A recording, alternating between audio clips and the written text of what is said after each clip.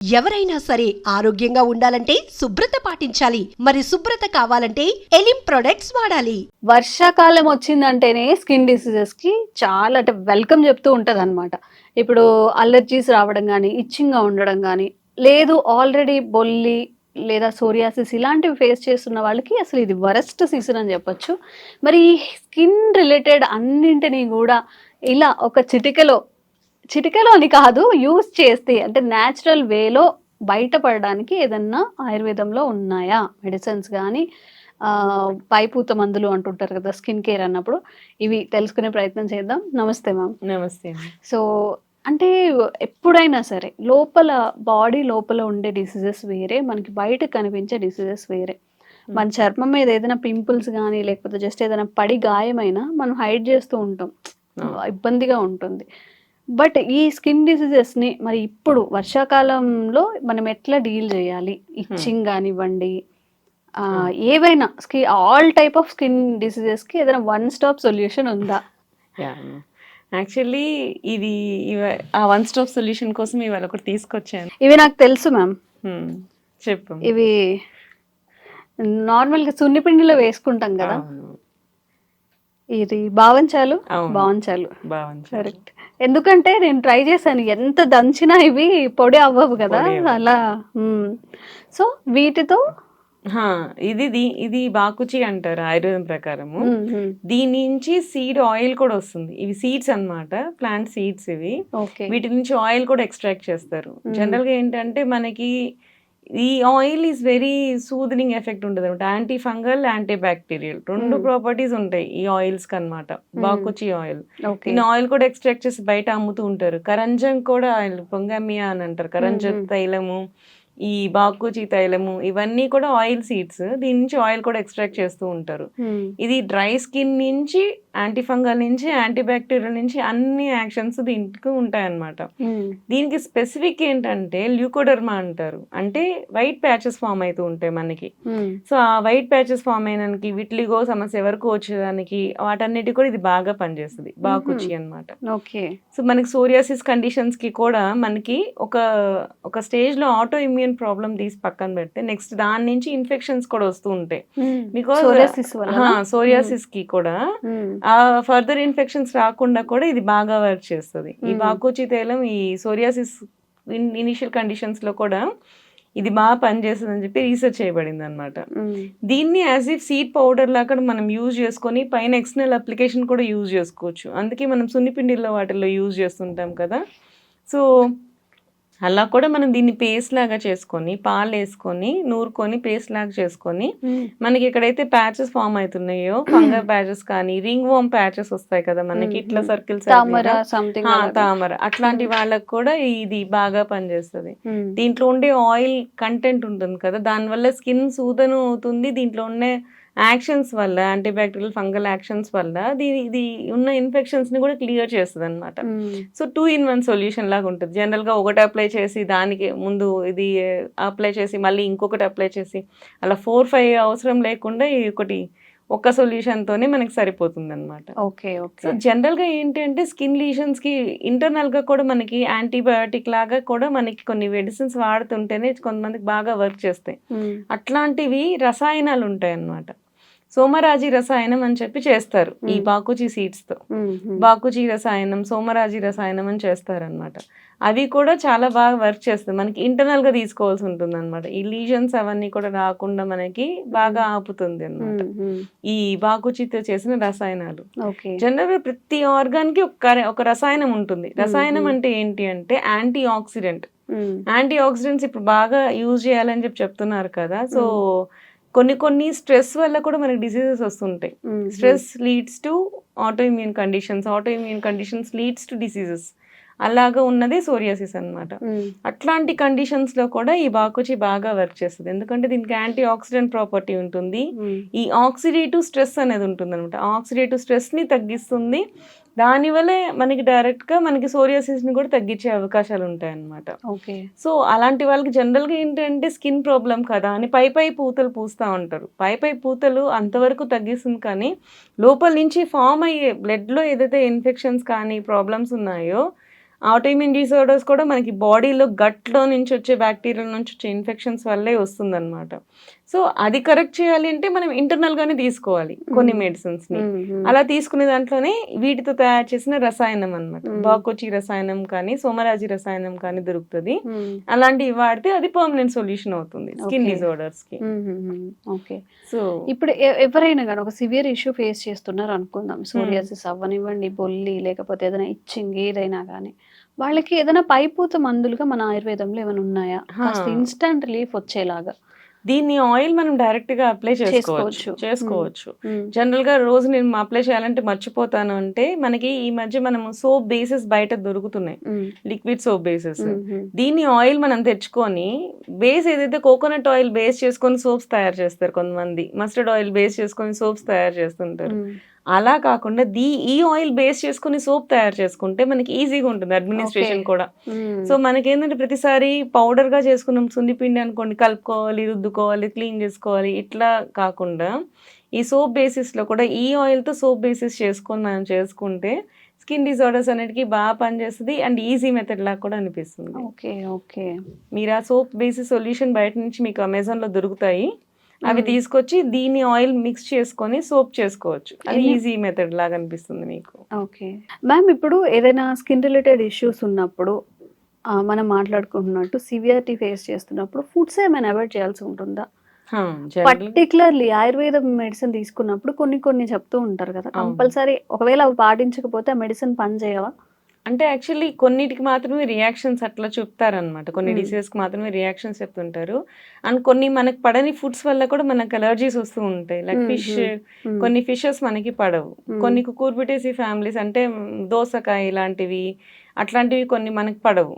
So అట్లాంటివి use చేసినప్పుడు వెంటనే స్కిన్ రియాక్షన్స్ అనేవి చూపిస్తుంటాయి. జనరల్గా ఏంటంటే మన బాడీలోనే డిఫెన్స్ మెకానిజం ఉంటుంది.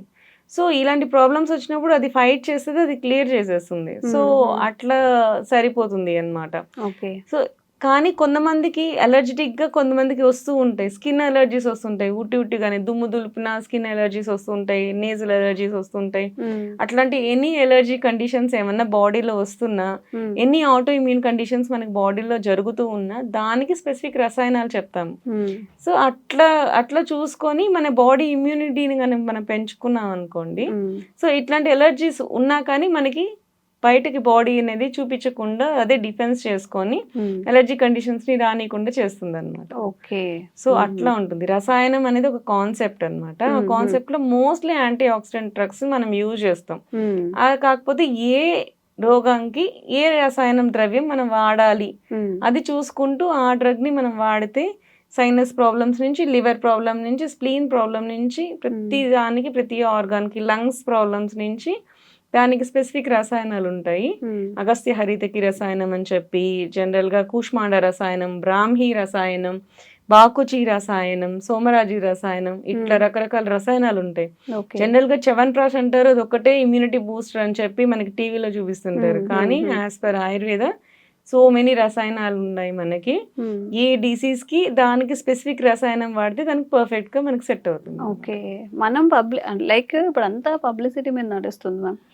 ఎవరైనా కానీ బాగా ఓకే, నిజంగా దానివల్ల హెల్త్ బెనిఫిట్స్ ఉంటాయి. ఆ హెల్త్ బెనిఫిట్స్ ఉంటాయి అనేది జనాలకి ఎలా తెలుస్తుంది అంటే అట్లా వాళ్ళు చెప్పినప్పుడే. ఇప్పుడు ఏదైతే ఒక ప్రోడక్ట్ గురించి చెప్తున్నారో అందరు దాని వెంట తిరుగుతూ ఉంటారు.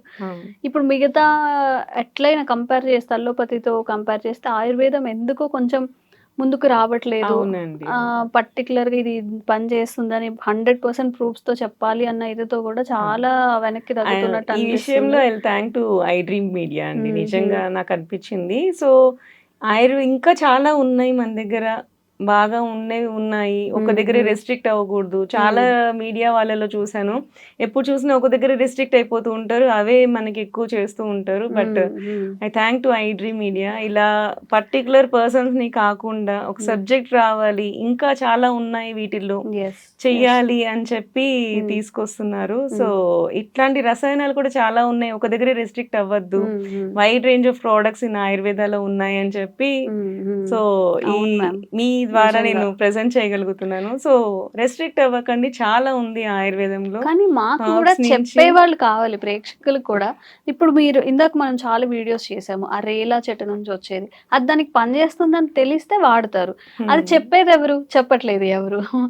అది తీసుకొచ్చారు, మీరు ఎక్స్ప్లోర్ చేయగలుగుతున్నారు మ్మ్, కదా, మ్మ్. That's I will thank for that అన్నమాట. మ్మ్. సో అలాంటి ఎంకరేజ్ చేస్తూ అక్కడి వరకు వెళ్ళి ఆమె పర్సన్స్ ని తీసుకొచ్చి, ఎవరైతే సఫిషియంట్ అనుకున్న వాళ్ళని తీసుకొచ్చి ప్రెజెంట్ చేస్తున్నారు కదా, ఇట్స్ వెరీ గుడ్ థింగ్ అన్నమాట. Thank you ma'am, I'm thank you. Happy to share all these things with you. And ఇంకా ఎవరికైనా కానీ స్కిన్ రిలేటెడ్ ఇష్యూస్ ఉన్నప్పుడు ఆ, వీటిని భావాంశాలు కానీ ఏవైతే మనకి న్యాచురల్గా ప్రకృతి పరంగా వస్తున్నాయో వాటిని యూజ్ చేసుకొని న్యాచురల్గా హీల్ చేసుకోవచ్చు. ఎలాంటి సివియారిటీ అయినా డోసేజ్ ఏంటి, ఎప్పుడెప్పుడు వాడాల్సి ఉంటుంది, అది ఎలా వాడాలి, దాని మీద బేస్ అయ్యే ఉంటుంది. కాబట్టి మొత్తం దీన్ని అర్థం చేసుకొని వెళ్తే మీరు తొందరగా ఏ సైడ్ ఎఫెక్ట్స్ లేకుండా ఏ డిసీజ్ నుంచి బయటపడతారు. ఇవేంటి ఎప్పుడైనా చూసారా మీరు? ఇలా డిఫరెంట్ కాన్సెప్ట్స్ మన దగ్గర వరకు వచ్చాయి అంటే మనతో నాగలక్ష్మి మేడం ఉన్నట్టే. సో బృహత్ ఆయుర్వేద హాస్పిటల్ నుంచి జనరల్ ఫిజిషియన్ లక్ష్మి మ్యామ్ మనతో ఉన్నారు. అసలు ఇవేంటి, దేనికి మనకు వస్తాయి, ఎందుకు తీసుకొచ్చారు, దీనికి అంటే ఈ స్పెషాలిటీస్ ఏంటి, ఇది అడిగి తెలుసుకుందాం. నమస్తే మ్యామ్. నమస్తే అమ్మా. సో ఎక్కడో చూసినట్టుంది ఇవి, బట్ ఇవి ఏంటో అర్థం కావట్లేదు. నేను నార్మల్గా మీరు తీసుకొచ్చినప్పుడు తాటి చెట్లకి సమ్ ఇట్లా ఉంటాయి కదా, సమ్ పొలుసులు ఫిష్కి ఎలా అయితే పొలుసులు ఉంటాయో అలా ఉంటాయి, అవేమో అనుకున్నాను. బట్ దగ్గరకు వచ్చి చూసాక ఇది షేప్ వేరేలా ఉంది. బయట చూస్తుంటాం కానీ ఇవి ఏంటని తెలీదు. సో ఏంటి, వీటి వల్ల ఎలాంటి ఆరోగ్య ప్రయోజనాలు ఉంటాయి మీరు చెప్పాలి. రేల చెట్టు విన్నారా ఎప్పుడన్నా? రేల చెట్టు చెట్టు ఆరగవద ప్లాంట్ యాక్చువల్లీ. రేల చెట్టు అనేది ఈ మధ్య ఒక అతను మోదుగ చెట్టు గురించి, రేల చెట్టు గురించి ఆంధ్రప్రదేశ్ లో ఒక కాన్ఫరెన్స్ జరిగింది. చంద్రబాబు నాయుడు గారు అండ్ పవన్ కళ్యాణ్ గారు ఉన్నప్పుడు ఒక అతను వీటి గురించి చెప్పారు. మనకి ఏంటి అంటే వర్షాలు వస్తున్నాయంటే మోదుగ చెట్టు యొక్క విత్తనాలు ఏ పాటలో ఉంటే దాన్ని బట్టి first starting of the months లో వర్షం పడుతుందా అనేది పాతకాలంలో కనుక్కునే వాళ్ళు అనుకుంటా. అట్లనే ఈ రేల చెట్టు కూడా చాలా ఇంపార్టెన్స్ ఉందన్నమాట. మనకి దీన్ని రాజవృక్షం అంటారు ఆయుర్వేదంలో. అంటే మనకి రోగాలకి అంటే మీన్స్ కింగ్ ఎలా అయితే మన దేశాన్ని ప్రొటెక్ట్ చేస్తాడో అలాగే ఈ చెట్టు మనకి ఉన్న ఆరోగ్యానికి మొత్తానికి ప్రొటెక్ట్ చేస్తుంది అని చెప్పి దీన్ని రాజవృక్షంగా చెప్తారనమాట. ఓకే. సో ఇవి దాని యొక్క కాయలు జనరల్ గా. ఇది మనకి ఏంటంటే మార్చ్ ఆ సీజన్ లో ఫ్లవర్స్ వస్తాయి. ఫ్లవర్ ఎలా ఉంటుంది అంటే చాలా గుత్తులుగా ఉంటుంది. ఇక్కడ పైనుంచి ఇలా చూస్తే ఇంత పెద్ద బొకే లాగా ఉంటది ఫ్లవర్స్ అన్ని, ఎల్లో కలర్ దాన్ని అందుకే గోల్డెన్ షవర్ అంటారు దాన్ని. గోల్డెన్ షవర్ ట్రీ అంటారు అనమాట. సో అది చూడడానికి గోల్డ్ లాగా ఉంటాయి, అంత ఎల్లోయిష్ ఉంటాయి ఫ్లవర్స్ అన్నమాట. మనకి ఎక్కడ బయట కనిపించవా, ఇవి రేర్ గా ఉంటాయా? అంటే ఇక్కడ మనకి యాక్చువల్లీ మనకి ఈ సిటీ సెంటర్స్ లో కొంచెం తక్కువ ఉంటాయి, కానీ యాక్చువల్లీ ఇది మా ఇంటి దగ్గర ప్లాంట్ అన్నమాట. మా పక్క సందులోనే ఉండింది చెట్టు. ఎప్పుడు వెళ్ళినా ఆ సందు చూసుకుంటూ వెళ్తాను. సో అది మార్చ్ ఒక 2 months వరకు ఫ్లవరింగ్ అండ్ ఫ్రూటింగ్ వచ్చినంత వరకు చాలా బాగుంటుంది ఆ చెట్టు చూస్తే. సో అది అక్కడ నుంచి మనకి ఫ్రూటింగ్ వస్తుంది. ఇంకా దాని తర్వాత ఇయర్ మొత్తం జస్ట్ లీవ్స్ ఏ కనపడతాయి, ఇంకేం కనపడదు. ఈ సీజన్ లోనే మనకి కాయలు బాగా వస్తాయి అనమాట. అందుకని ఈ సీజన్ లో మీకు చూపిద్దామని తీసుకొచ్చాను. చిన్న చిన్న ఎల్లో కలర్ ఫ్లవర్స్, చిన్న గొట్టాలుగా ఉంటాయి ఫ్లవర్స్, అవే ఆ చెట్టు ఇవి? అవును. అచ్చా, ఓకే. గొట్టం లాగా ఉండదు, ఫ్లవర్ పెటల్స్ లా ఉంటది, చిన్న పువ్వు ఉంటది, ఇంతదే పువ్వు ఉంటుంది. ఫ్లవర్స్ కూడా తెద్దామనుకుంటే సీజన్ అయిపోయింది వర్షంకి. సో ఆ ఫ్లవర్స్ దగ్గర నుంచి, లీవ్స్ దగ్గర నుంచి, seed bark, stem bark, root, every part is useful.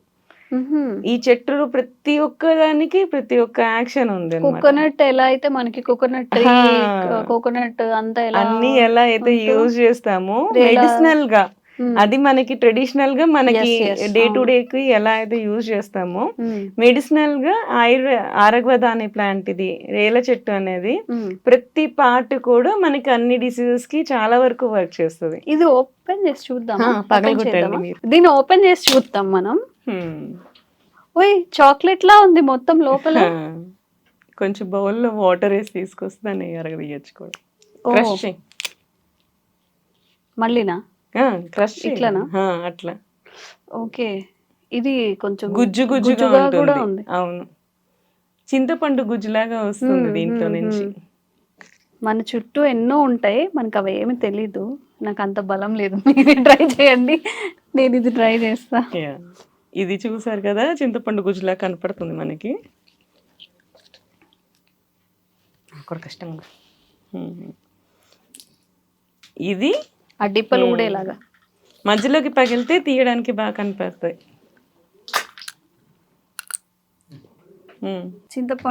చింతకాయలానే అయింది కదా. ఓకే, సో ఇట్లా ఉంది మనకి ఫ్రెష్ గా పండిన ఫ్రూట్ నుంచి ఇట్లా చింతపండు గుజ్జులాగా వస్తుంది. ఇట్లా చూసారా, మీకు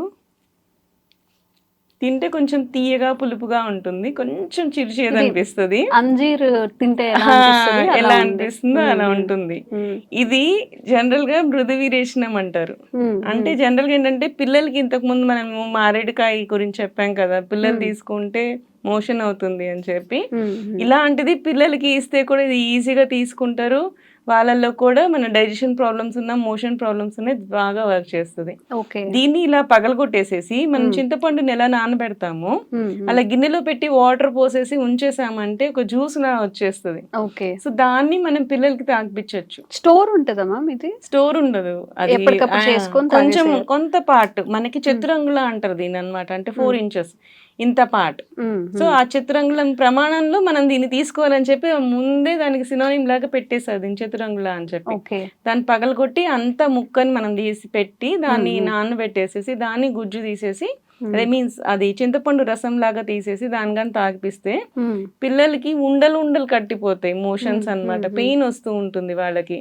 ప్రతిసారి మనకి డల్కలాక్స్ లాగా అట్లా మెడిసిన్స్ లాగా కాకుండా ఇది యాజ్ ఏ ఫుడ్ సప్లిమెంట్ గా తీసుకోవచ్చు. దీనికి హై రిచ్ ఇన్ విటమిన్స్ కూడా దీంట్లో.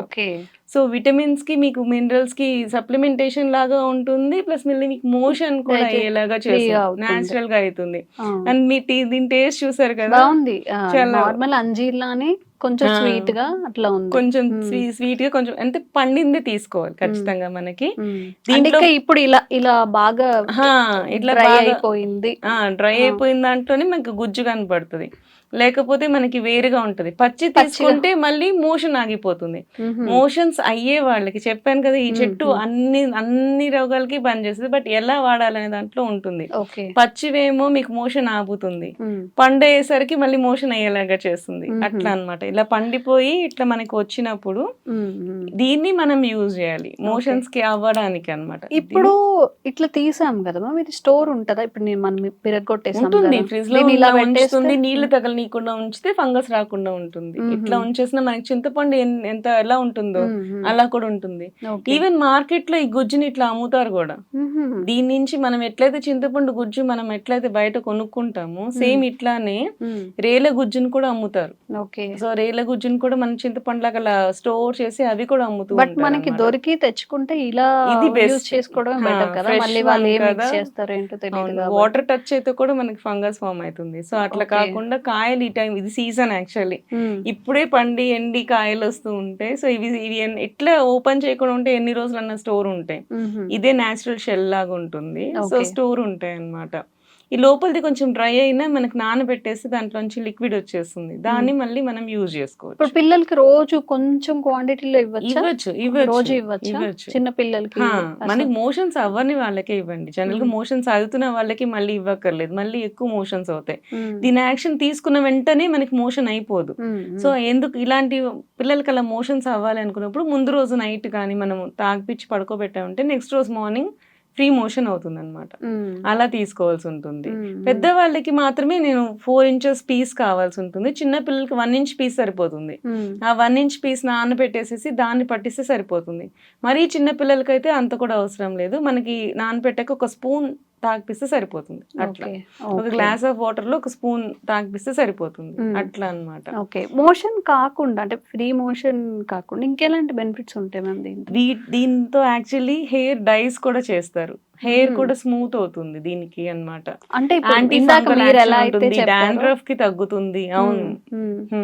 అట్లా నానబెట్టేసుకొని ఆ వాటర్ రాసుకోవాలా? వాటర్ రాసుకోవాలి. డాండ్రఫ్ ఉన్న వాళ్ళకి ఇది బ్యాక్టీరియల్ యాక్షన్, ఫంగల్ యాక్షన్ రెండు ఉన్నాయి దీనికి. Anti bacterial and anti fungal actions రెండు ఉన్నాయి అన్నమాట దీనికి. సో ఈ నానబెట్టిన వాటర్ ని మనకి హెయిర్ వాష్ లాగా, ఇప్పుడు శీకాకాయ మనం ఎలా చేస్తాము, కుంకుడుకాయ శీకాకాయ ఎలాగ చేస్తామో దాన్ని హెయిర్ వాష్ లాగా యూజ్ చేస్తే మనకి డ్రైనెస్ కూడా ఉంటుంది. కొంతమందికి డాండ్రఫ్ వస్తే కూడా మనకి బ్రిటిల్ అయిపోయి హెయిర్ డ్రై అయిపోతూ ఉంటుంది. అట్లాంటి వాళ్ళకి కూడా ఈ గుజ్జు చాలా బాగా వర్క్ చేస్తుంది. మనకి స్కిన్ ప్రాబ్లమ్స్ ఉంటాయి, స్కిన్ ప్రాబ్లమ్స్ ఉన్న వాళ్ళకి కూడా వాళ్ళకి కూడా మోషన్ సరిగ్గా అవ్వదు అనమాట. ఇది స్కిన్ ప్రాబ్లమ్స్ ని కంట్రోల్ చేస్తుంది, మోషన్స్ కూడా తగ్గిస్తుంది అనమాట. మనకి అల్సర్స్ ఫామ్ అవుతూ ఉంటాయి. అల్సర్స్ ఫామ్ అంటే కాళ్ళ మీద కూడా కురుపుల్లాగా వచ్చేస్తూ ఉంటాయి. ఈ కురుపులకు కూడా ఈ వాటర్ ఏదైతే ఉందో అది యాస్ట్రింజెంట్ లాగా వర్క్ చేస్తుంది, దాన్ని కూడా బాగా పనిచేస్తుంది. వీటి లీవ్స్ కూడా మనకి బాగా వర్క్ చేస్తాయి. లీవ్స్ కూడా మనకి పుండ్ల దగ్గర ఆ ఆకుల్ని కొంచెం పసుపేసి మనం ముద్దలాగా చేసి ఆ కట్టు దగ్గర పెట్టాము అంటే ఇప్పుడు తామర అలాంటివి వస్తూ ఉంటాయి కదా, అట్లాంటి లీజన్స్కి, ఎగ్జిమాస్కి అట్లాంటి వాటికి కూడా దీని లీవ్స్ బాగా పనిచేస్తాయని రీసెర్చ్ చెప్పబడింది. దీని ఫ్లేవర్స్ ఏం చేస్తారంటే మనకి ఇప్పుడు చామంతి పూలతో కూడా టీ వేసుకొని తాగుతూ ఉన్నారు ఈ మధ్య. చామంతి పూలు, ఈ శంకు పూలు టీలు చేసుకొని తాగుతారు కదా. సో అట్లాగా దీని పూలు ఇట్స్ వెరీ కార్డియోటానిక్ అన్నమాట. హార్ట్ ప్రాబ్లమ్స్ ఉన్న వాళ్ళకి ఇది కొంచెం మనకి యాంటీ ఆక్సిడెంట్ లాగా వర్క్ చేస్తుంది. సో దీని ఫ్లేవర్ కూడా యాక్షన్ ఉంది అని చెప్పి రీసెర్చ్ చేయబడింది. అట్లా మల్టిపుల్ అన్నమాట. ప్రతి స్టెమ్ బార్క్ కూడా స్కిన్ డిసీజెస్ కి బాగా వర్క్ చేస్తుంది.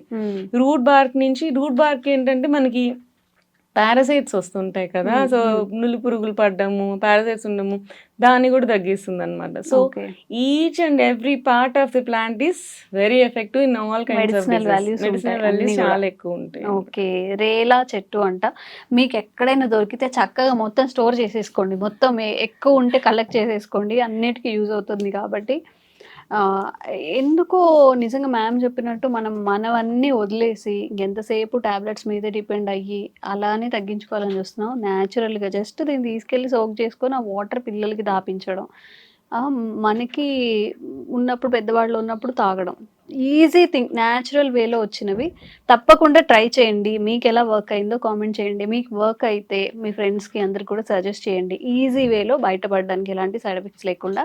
అండ్ మీకు ఇలా కొత్త ప్రకృతి పరంగా వచ్చే వాటిని ఇంట్రడ్యూస్ చేస్తూనే ఉంటాము మ్యామ్ ద్వారా. సో ఇలా మీకు కొత్తగా న్యాచురల్ గా దొరికేవన్నిటిని కూడా మీకు ఇంట్రడ్యూస్ చేస్తూనే ఉంటాము లక్ష్మీ మ్యామ్ ద్వారా. Thank you so much. Thank you.